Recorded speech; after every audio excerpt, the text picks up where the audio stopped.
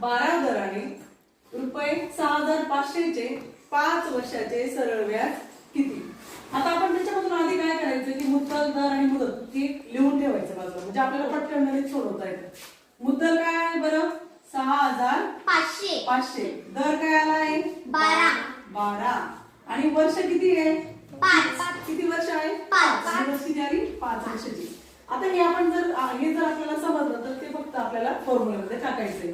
आता मुद्दल आपली काय आली? 6500 मल्टिप्लाय दर काय आला आपला? 12 आणि मुदत आपली 5 वर्ष डिवाइड बाय काय करायचंय? 100।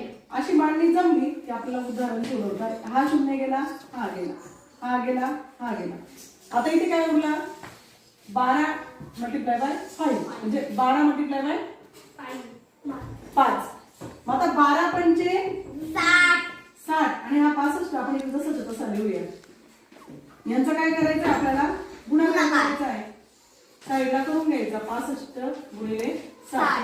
0 मल्टिप्लाय शून्याचं काय असतं? 0 5 0 0 6 0।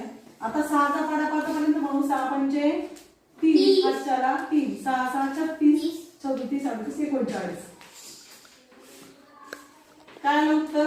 3900। काय आलं उत्तर?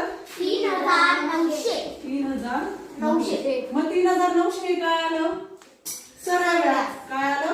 सरळ व्याज। अशा पद्धतीने आपण हे उदाहरण सोडवू शकतो। समजलं?